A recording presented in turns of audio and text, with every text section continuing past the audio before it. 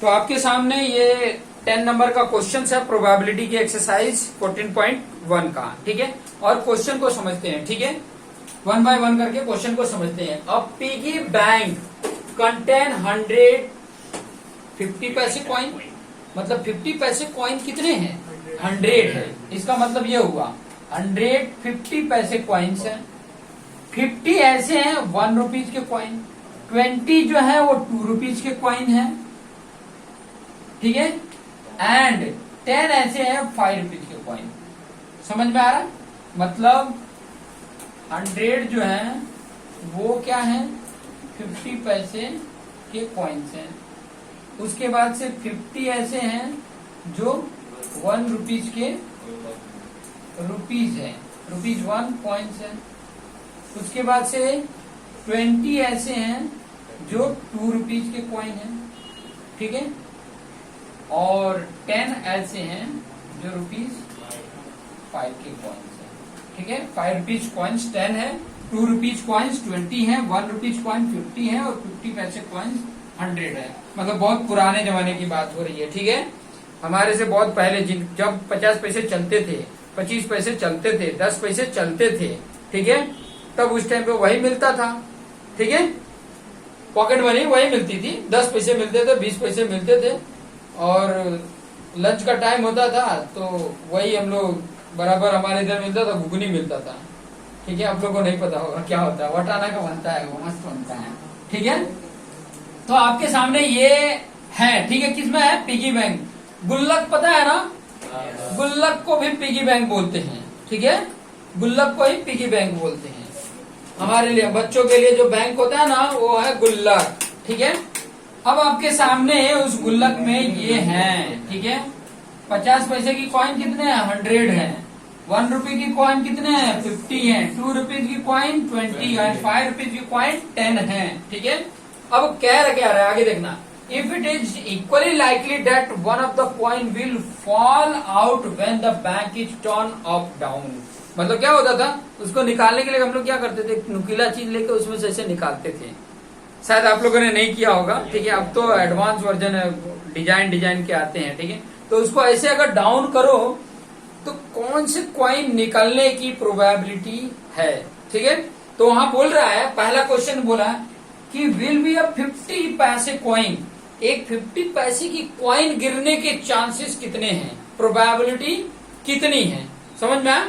तो सबसे पहले आपको मैंने सिखाया है कि जब भी सॉल्यूशन फाइंड आउट करो तो आपने क्या फाइंड आउट करना है, सबसे पहले लिखना है number of total possible outcomes, ठीक है, total number of possible outcomes.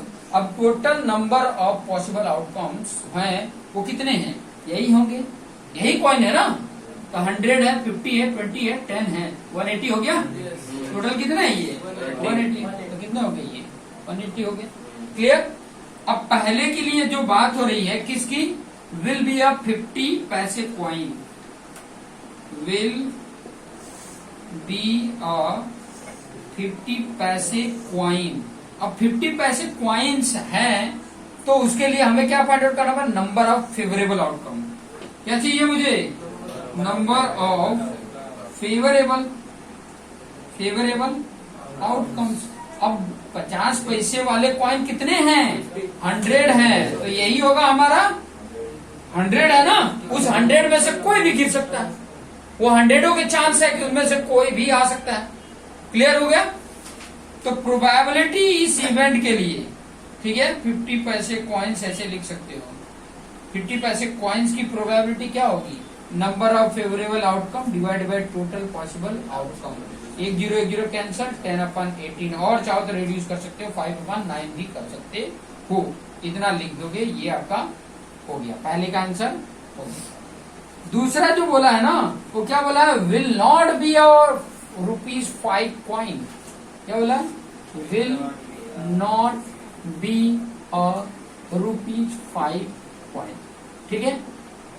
अब यहाँ पे देख सकते हो कि यहाँ पे बैंक उसमें अलग अलग पैसे हैं, इसीलिए कह दिया ना if it is equally likely, मतलब सबके लिए इक्वली लाइकली की बात कर रहा है। इसका मतलब ये है कि इन सबका अगर एक एक सिंगल का अगर हम प्रोबेबिलिटी फाइंड आउट करते हैं ना तो उनका सम 1 आता। इसे कहने का मतलब ये है, ठीक है। कहने का मतलब समझ रहे हो। अगर मैं ये बोलता, जैसे यहाँ पे बोलना है कि 50 पैसे आने की प्रोबेबिलिटी क्या है, फिर बाद में बोल देता कि 1 रुपये आने की प्रोबेबिलिटी क्या है, फिर कह देता कि 2 रुपये आने की प्रोबेबिलिटी क्या है, फिर कह देता 5 रुपये आने की प्रोबेबिलिटी क्या है, तो ये चारों का जब निकालते प्रोबेबिलिटी और उन सबको सम करते ना, सबको सम करते तो 1 आता है आंसर। क्लियर? ये इसका मीनिंग हुआ। अब यहां देखो बोल रहा है कि will not B a 5 rupees coin. अब 5 रुपए की कॉइन न होने की बात कर रही है, तो नंबर ऑफ फेवरेबल आउटकम क्या होगा? 5 रुपए की कॉइन नहीं है तो बाकी सब कॉइन होंगे।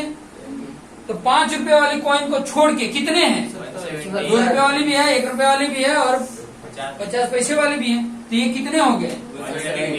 तो 170 आएगा। क्लियर? समझ में आया? फिर बाद में हम प्रोबेबिलिटी इसके लिए रहते हैं, क्या लिख देते? Not B a ₹5 coin equal to number of favourable outcome 170 और टोटल पॉसिबल आउटकम 180। 0 0 कैंसल, आ गया 17/18। ये हो गया आपका आंसर। ठीक है, तो इस तरीके से आपको फाइंड आउट करना। देखो जब भी कोई चीज की बात हो रही हो ना कि एक साथ दिया हो, तो कुछ बोल रहा है कि न होने की या कुछ हो रहा है होने की, तो जो न होने की बात कर रहा है मतलब उसके अलावा जो है वो सब होंगे। क्लियर? कई बार ऐसा बोलता है ना कि उसमें नहीं है। अगर मैं इसी में क्वेश्चन से अगर एक और क्वेश्चन थर्ड ऐड कर दूं कि विल बी ₹10 रुपीज कॉइन या 10 रुपीज कॉइन लिख दिया, तो उसकी प्रोबेबिलिटी क्या आती? जीरो आती, क्योंकि नंबर ऑफ फेवरेबल आउटकम क्या है? 0 है। टोटल पॉसिबल आउटकम तो है इधर, कितने हैं? 180। लेकिन फेवरेबल आउटकम 10 रुपीज का सिक्का ही नहीं है, तो वो क्या होंगे? 0। तो 0/180 करोगे तो वैल्यू क्या आएगी? 0। इस तरीके से ये क्वेश्चन को सॉल्व करेंगे।